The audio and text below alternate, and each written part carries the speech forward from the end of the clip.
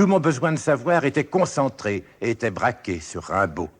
Je devais même lasser Valérie et Apollinaire à vouloir à tout prix les faire me parler de lui, et ce qu'ils pouvaient m'en dire restait, comme on pense, terriblement en deçà de ce que j'attendais. Il va sans dire que Vacher manifestait au sujet de Rimbaud la plus grande intolérance, mais là, son pouvoir sur moi cessait de jouer. J'étais comme sous le coup d'un envoûtement. Ce qui put, un peu plus tard, y apporter un dérivatif, c'est le changement d'affectation qui, du jour au lendemain, me fit assistant du docteur Raoul Leroy au centre psychiatrique de la 2e armée à Saint-Dizier. Étaient dirigés sur ce centre les évacués du front pour troubles mentaux, dont nombre de délires aigus. D'autre part, divers délinquants en prévention de conseils de guerre pour lesquels un rapport médico-légal était demandé. Le séjour que j'ai fait en ce lieu et l'attention soutenue que j'ai portée à ce qui s'y passait ont compté grandement dans ma vie et ont eu sans doute une influence décisive sur le déroulement de ma pensée. C'est là, bien que ce fût encore très loin d'avoir cours, que j'ai pu expérimenter sur les malades les procédés d'investigation de la psychanalyse, en particulier l'enregistrement, aux fins d'interprétation, des rêves et des associations d'idées incontrôlées. On peut déjà observer en passant que ces rêves, ces catégories d'associations, constitueront au départ presque tout le matériel surréaliste. C'est que dans ces numéros d'octobre à décembre 1919, Littérature publie, sous ma signature et celle de Soupeau, les 3 premiers chapitres des Champs magnétiques.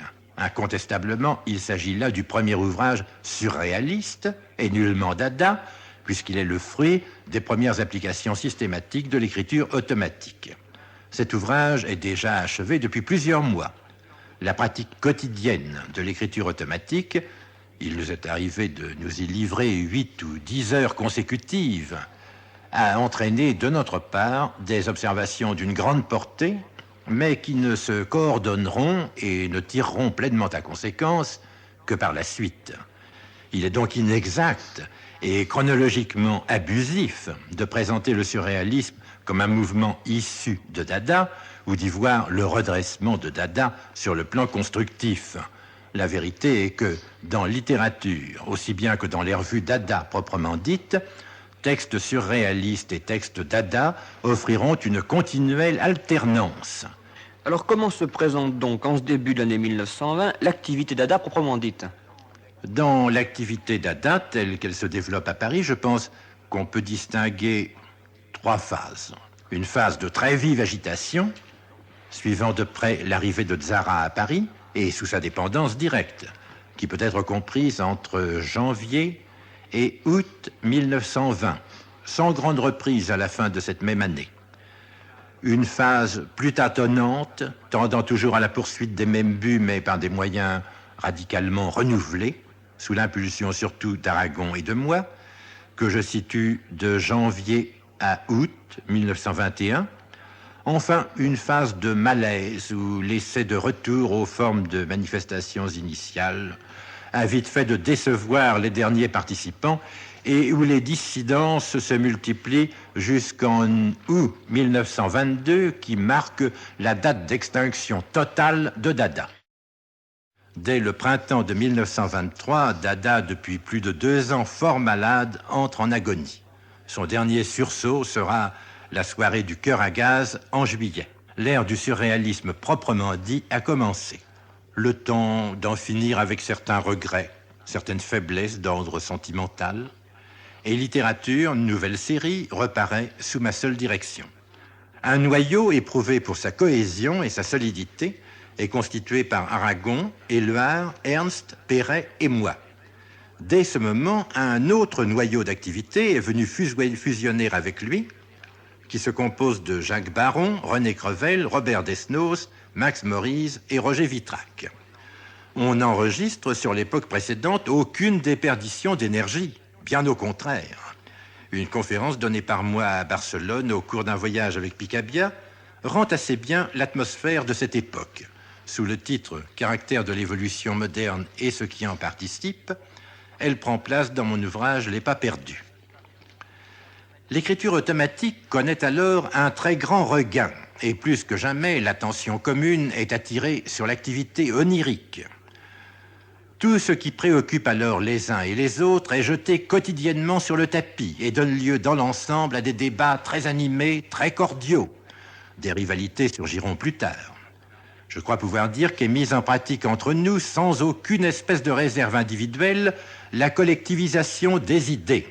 Si l'on peut parler à propos de surréalisme, comme l'a fait Monroe dans La poésie moderne et le sacré de Bund, au sens de groupe dont les membres ne sont liés que par des liens d'élection, force est de constater que c'est là définitivement qu'il s'agrège.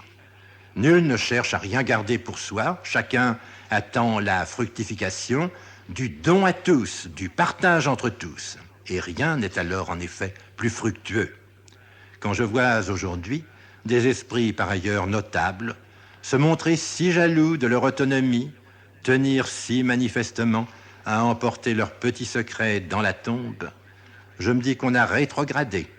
Et qu'en ce qui les concerne, quoi qu'ils en pensent, ils ne tiennent pas le bon bout. Les expériences de sommeil, bien qu'antérieures à la publication du premier manifeste, font partie intégrante de l'histoire du mouvement surréaliste. Les déclarations théoriques du manifeste reposent non moins sur elles que sur les spéculations auxquelles a conduit le recours de plus en plus étendu à l'écriture automatique. Il se passe de toute autre base de soutènement. À ce sujet, je crois qu'il serait intéressant que vous analysiez les aspirations et les conceptions qui ont déterminé toutes vos recherches et celles de vos amis dans le domaine du subconscient. Il importe au départ de bien saisir l'unité de la démarche qui préside à la pratique de l'écriture automatique, à l'étude des manifestations auxquelles donne lieu le sommeil provoqué. Dans les deux cas, ce qu'il s'agit d'atteindre et d'explorer n'est autre chose que ce qu'on appelle les états seconds. Vous me demandez d'où vient la prédilection que nous avons pu marquer à ces états. C'est bien simple. Ce qui nous a passionnément intéressés en eux, c'est la possibilité qu'ils nous donnaient d'échapper aux contraintes qui pèsent sur la pensée surveillée. L'une de ces contraintes, et la plus grave, c'est l'assujettissement aux perceptions sensorielles immédiates qui, dans une grande mesure, fait de l'esprit le jouet du monde extérieur. Je veux dire que, dans les conditions normales de l'idéation, nous ne pouvons nous abstraire que partiellement de ce qui tombe sous nos yeux, frappe notre oreille, etc., et que les impressions qui en résultent, du fait de leur caractère parasite, ne peuvent manquer de fausser le cours de cette idéation. Une autre contrainte, non moins rigoureuse et que nous éprouvions le besoin irrésistible de secouer, c'est celle que fait peser l'esprit critique sur le langage et d'une manière générale sur les modes les plus divers d'expression.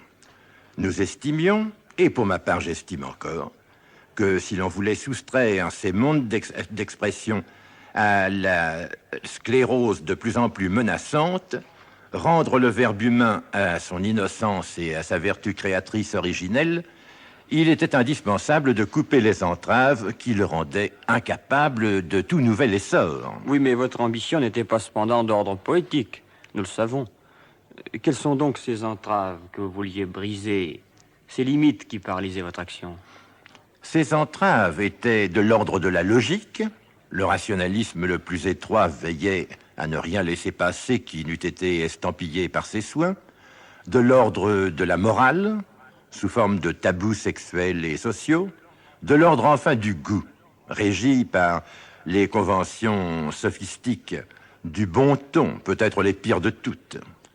Ce prétendu sens critique dont, bon gré mal gré, nous avions hérité comme les autres, nous constations que son rôle à notre époque était de freiner toute spéculation intellectuelle de quelque envergure. Nous nous refusions à la tenir pour la voie du bon sens, mais bien plutôt pour celle du sens commun le plus éculé. Dans ce sens critique qu'on nous avait appris à cultiver à l'école, nous étions d'accord pour voir l'ennemi public numéro 1. Sans doute, mais qu'opposiez-vous donc à ce sens critique? Mais l'appétit de merveilleux, tel qu'il n'est pas impossible de le raviver au souvenir de l'enfance. On ne peut plus à contre-courant, en violente réaction contre l'appauvrissement et la stérilité des modes de pensée, qui était l'aboutissement de plusieurs siècles de rationalisme, nous nous sommes tournés vers le merveilleux et nous l'avons prôné de manière inconditionnelle. Une phrase du manifeste de 1924 est à cet égard assez péremptoire. Tranchons-en, le merveilleux est toujours beau, n'importe quel merveilleux est beau, il n'y a même que le merveilleux qui soit beau.